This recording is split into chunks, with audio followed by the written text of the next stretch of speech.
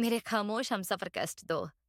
खामोशी का पहला लम्स जमरा की नजरें हवेली की खिड़की से जमी थीं, जैसे किसी अनजानी आहट की मुंतजिर हों। फिर वो लम्हा आया जब एक काली गाड़ी हवेली के बड़े दरवाजे पर आकर रुकी। दिल ने एक पल के लिए धड़कना छोड़ दिया। वही आफा का शाह, जिसका नाम जमरा के लिए एक अनकही तकलीफ बन चुका था। वो अब खुद हवेली के अहाते में था, जिंदा, मौजूद और बहुत करीब। लेकिन जमरा जानती थी, फासले सिर्फ जिस्मों के नहीं होते। नौकर खादिमा सब उसे बड़े साहब कहकर सलाम कर रहे थे, मगर उसके चेहरे पर कोई तासुर न था, न हैरत, न खुशी, बस खामोशी। जमरा ने खुद को आईने में देखा।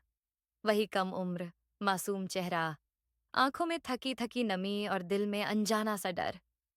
रात को देर से नौकरानी ने आकर बताया, बीबी जी, बड़े साहब ने आपको लॉन्स में बुलाया है। जमरा ने धड़कते दिल के साथ दुपट्टा संवारा और धीरे धीरे कदमों से लॉन्स में दाखिल हुई।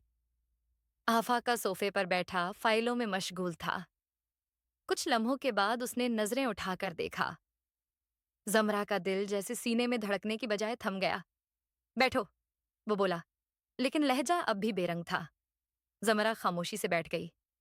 एक लम्हा, दो लम्हे, फिर आफाका ने बात शुरू की। मैं जानता हूं, ये सब तुम्हारे लिए आसान नहीं था, और मेरे लिए भी नहीं। जमरा खामोश रही।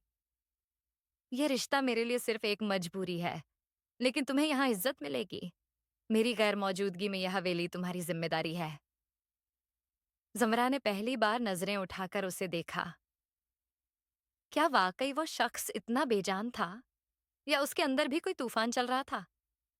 अगर कभी कुछ चाहिए हो तो बता देना, बस दिल से कोई उम्मीद मत रखना।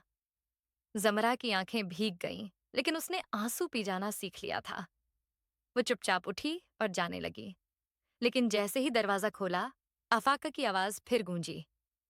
जमरा! वो पलटी। दिल कांप उठा। कल सुबह नाश्ते पर वक़्त पर आ जाना, कुछ बात करनी है। जमरा ने सवाल भरी निगाहों से देखा, मगर आफाका ने कुछ नहीं कहा, बस एक गहरी नजर डाली, जिसमें पहली बार बेरुखी के साथ कुछ और भी छुपा था। जानिए, कस्तीन में जब खामोशी बोलने लगे